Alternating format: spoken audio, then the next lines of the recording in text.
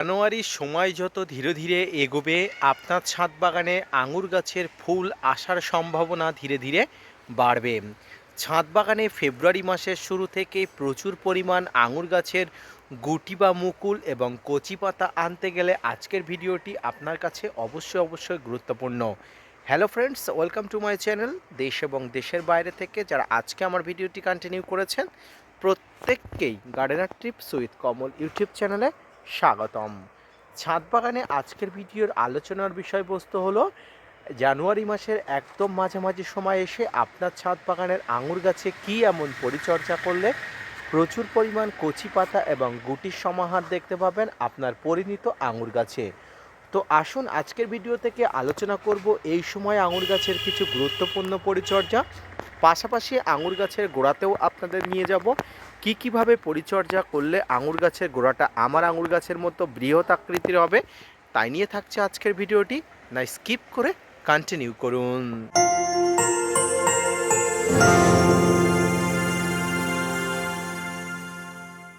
প্রিয় দর্শক এবং শ্রোতা বন্ধুরা, দেশ এবং দেশের বাইরে থেকে যেখান থেকে আজকে আমার ভিডিওটি কন্টিনিউ করেছেন প্রত্যেককে নমস্কার, সালাম, আদাব জানিয়ে আজকের ছোট্ট উপস্থাপনাটি শুরু করছি।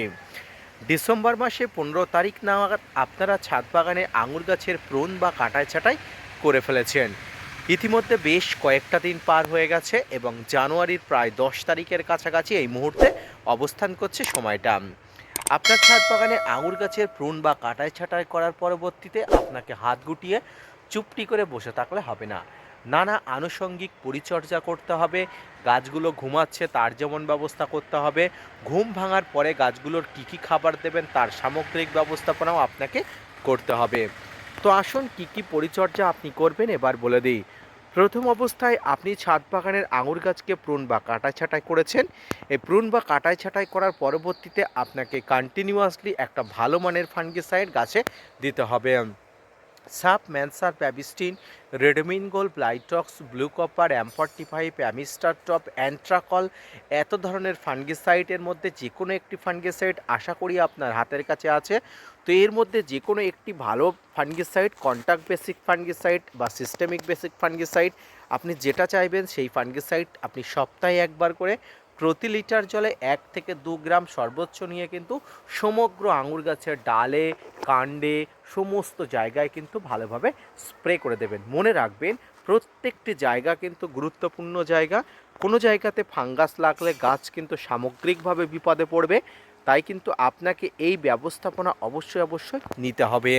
দ্বিতীয় যে ব্যবস্থাপনা ব্যবহার করতে হবে সেটা হলো ছাদ বাগানে এই সময় আঙুর গাছের একটা ভালো মানের মাইক্রোনিউট্রিয়েন্ট প্রয়োগ করা। হ্যাঁ, ঠিকই শুনেছেন, এই আঙুর গাছের মাইক্রোনিউট্রিয়েন্ট প্রয়োগ করার কেন প্রয়োজনীয়তা আসুন বুঝিয়ে দিই। গাছ তো এখন ঘুমাচ্ছে, গাছের তো কোনো এখন কার্যক্রম নেই, তবে কেন মাইক্রোনিউট্রিয়েন্ট প্রয়োগ করতে হবে সেই নিয়ে অনেকের অনেক প্রশ্ন থাকতে পারে। আগেই বলেছি ছাদ বাগানে আঙুর গাছ ঘুমিয়ে আছে মানে তার কার্যক্রম বন্ধ আছে এমনটি নয়। হয়তো সে ডরমেন্সিতে আছে কিন্তু তার শক্তি সঞ্চয় হচ্ছে। ফেব্রুয়ারির শুরুতে প্রচুর পরিমাণ বুস্টিং আপনি দেখতে পাবেন, প্রচুর পরিমাণ কচি পাতা এবং মুকুল দেখতে পাবেন। আর সেই কচি পাতা মুকুল আসা সুরক্ষিত করতে, সম্ভাবনাকে বাড়াতে আপনাকে মাইক্রোনিউট্রিয়েন্টের ব্যবহার প্রয়োগ করতে হবে। মাইক্রোনিউট্রিয়েন্টের বাজারে অনেক ধরনের পাওয়া যায়, আপনি যে কোনো একটি ব্যবহার করতে পারেন। আমি এক্ষেত্রে ওয়াটার সলিউবল 20% বোরন ব্যবহার করব। আপনারা মোবোবিন বা আরও যে সমস্ত মাইক্রোনিউট্রিয়েন্ট আছে সেগুলো প্রয়োগ করতে পারেন। সপ্তাহে একবার করে প্রতি লিটার জলে 1 থেকে 1.5 গ্রাম মাইক্রোনিউট্রিয়েন্ট নিয়ে সমগ্র গাছে খুব ভালো করে স্প্রে করে দিতে হবে। এর পাশাপাশি গাছে কিন্তু গোড়াতে যেমন পটাশ এবং গাছের কাণ্ডেতে বা শাখা পোশাকাতে যেমন পটাশের প্রয়োজন আছে। কাণ্ডে শাখা পোশাকাতে পটাশের প্রয়োজনের জন্য আপনাকে অবশ্যই SOP অর্থাৎ সালফেট অফ পটাশ দিতে হবে। এইভাবে কিন্তু ছাদ বাগানে সপ্তাহে একবার করে মাইক্রোনিউট্রিয়েন্ট এবং পটাশ এবং সপ্তাহে একবার করে বিভিন্ন ধরনের ফাঙ্গিসাইড আপনাকে প্রয়োগ করতে হবে। এবার আসে গাছের খাবার প্রয়োগ। গাছের খাবারের কথা বলতে গেলে এই সময় ভারী খাবার না দিলে আপনার কোনো অসুবিধা হবে না, তবে কিছু তরল খাবার আপনাকে দিতে হবে। বাড়িতে মাছ মাংস দেওয়া, রক্ত জল, সবজির পচা, ভাতের ফ্যান, এই ধরনের খাবারগুলো আপনি কন্টিনিউয়াসলি দিতে পারেন, কোনো ধরনের অসুবিধা নেই। তবে যারা এই সময় মিশ্র খাবার দিতে পারবেন কোনো প্রকার কোনো অসুবিধা নেই, দিতে পারলে তো খুবই ভালো হয়। এই সময় শক্তিটা বুস্টিং হয়ে থাকবে এবং ফেব্রুয়ারির শুরুতে প্রচুর পরিমাণ শাখা পোশাকা নিয়ে গাছে কিন্তু ফুল আসবে। তাই কিন্তু আপনি এই সময় গাছে যেমন তরল খাবার দেবেন, গাছের গোড়াতেও ভারী মিশ্র খাবার দিতে পারলে খুব ভালো হয়। চলুন একটু পরেই গাছের গোড়াতে নিয়ে যাব। তার আগে আমি সামগ্রিকভাবে গাছের পাতাতে শাখা পোশাকাতে কী কী পরিচর্যা করতে হবে সে বিষয়ে আপনাদের একটু বলে নিন।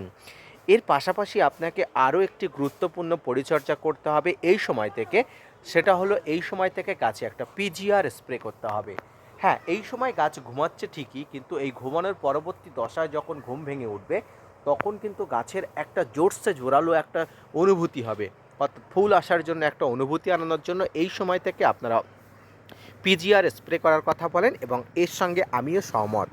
যারা বাংলাদেশে থাকেন বেশিরভাগ বন্ধুরা আমাকে বলছেন যে ডরমেক্স পাওয়া যাবে কিনা বা ডরমেক্স কীভাবে পাবেন। আমি আপনাদের বলবো ডরমেক্স হয়তো ছাদ বাগানে আঙুর গাছের জন্য স্পেশালভাবে বানানো হয়েছে, কিন্তু আপনার হাতের কাছে যে কোনো ভালো মানের পিজিআর ব্যবহার করলে ডরমেক্সের আর প্রয়োজনীয়তা হবে বলে আমার মনে হয় না। তার যারা ডরমেক্স পাচ্ছেন ডরমেক্স ব্যবহার করতে পারেন, যারা ডরমেক্স পাননি বা পাচ্ছেন না কোনো রকম চিন্তার দরকার নেই। আপনি আপনার হাতের কাছে ভালো মানের পিজিআর যেটাই পাচ্ছেন অ্যাজ ইউ উইশ আপনি ব্যবহার করবেন। তবে পিজিআর ব্যবহার করার আগে সবসময় ব্যবহার বিধি তাৎপর্য জেনে কতটা পরিমাণ দিতে হবে সেটা জেনে অবশ্যই ব্যবহার করবেন। এবং আরও একটি গুরুত্বপূর্ণ কাজ আপনাকে অন্তত 10 দিন বাদে বাদে করতে হবে, সেটা হলো পরিষ্কার ঠান্ডা কলের জল সমগ্র আঙুর গাছের কাণ্ডেতে সমস্ত ভালো করে কিন্তু একদম ঝাঁকিয়ে স্প্রে করে দিতে হবে, যাতে কোনো প্রকার ধুলো ময়লার আস্তরণ গাছের কাণ্ডেতে শাখা পোশাকাতে না জমে। এটা জমার কাল হলে আপনার ছাদ বাগানে আঙুর গাছের নানা সমস্যা হতে পারে। তাই সেই সমস্যা যাতে না হয় তার জন্য কিন্তু আপনাকে পরিষ্কার ঠান্ডা কলের জল, যদি এর সঙ্গে একটু হাইড্রোজেন পারঅক্সাইড দিয়ে দিতে পারেন তাহলে তো খুবই ভালো হয়। এই ছিল ছাদ বাগানে মোটামুটি আঙুর গাছের উপরে অর্থাৎ কাণ্ডেতে পরিচর্যা। চলুন এবার গাছের গোড়াটা দেখাবো এবং আমার ছাদ বাগানে গাছের গোড়াটা কত বছরের সে সম্পর্কিত বিস্তারিত আলোচনা করব। তো চলুন প্রিয় দর্শক, এটাই হলো আমার ছাদ বাগানে যে আঙুর গাছটা এতক্ষণ দেখছিলেন সেই আঙুর গাছের গোড়া। আমি সবসময় বলি আঙুর গাছগুলো মাটির সঙ্গে সংযোগ সাধন করার জন্য। তার কারণ হলো আঙুর গাছ কিন্তু দীর্ঘমেয়াদী একটি গাছ, বহু বছর বাঁচে। তাই কিন্তু গাছকে যদি সঠিকভাবে বড় করে রাখা যায়, সঠিকভাবে আপনি পরিচর্যা করতে পারেন, তাহলে কিন্তু এত মোটা আঙুর গাছ কিন্তু আপনি দেখতে পাবেন খুব সহজেই। এবং আমার গাছের শিকড়গুলো দেখুন কিন্তু মাটির সঙ্গে সংযোগ সাধন হয়ে গেছে অলরেডি, দেখতে পাচ্ছেন। এবং ওই দিকে যদি আমি দেখাই অবশ্যই দেখতে পাবেন যে চারিদিক থেকে কিন্তু শিকড় কিন্তু চারিদিকে বেরিয়ে গেছে। তো এইভাবেই কিন্তু ছাদ বাগানে আঙুর গাছকে খাবার দিতে হয়। এবং যারা আমার আঙুর গাছের গোড়াটা দেখতে চান তাদের কিন্তু দেখাই, দেখুন নুড়ি কাঁকড় বালি পাথর দিয়ে কিন্তু সম্পূর্ণ মাটিতে তৈরি করা। আঙুর গাছের মাটি যারা দেখতে চান তাদের জন্য আশা করি আজকের এই ভিডিওটি অনেক গুরুত্বপূর্ণ হতে যাচ্ছে। তাই কিন্তু অবশ্যই ভিডিওটি দেখবেন, মনোযোগ সহকারে দেখবেন এবং মাটিগুলো ফলো করুন কিভাবে মাটি তৈরি করেছি। পাশাপাশি আমি আরও দুটি উন্নত প্রজাতির চারা কিন্তু এখানে তৈরি অলরেডি করছি এবং প্রচুর পরিমাণ আঙুরের ডাল কেটে আরও চারা তৈরি করার প্রসেস চলছে। তাই যারা কন্টিনিউয়াসলি আমার ভিডিওটি দেখেন আজকের ভিডিওটি দেখবেন এবং জানুয়ারি মাসে আঙুর গাছের কী পরিচর্যা করতে হবে সে বিষয়ে আপনাদের আশা করি মতামত আপনারা পেয়েছেন। আরও যদি কোনো কিছু জানতে চান তাহলে অবশ্যই আমি জানিয়ে দেবো।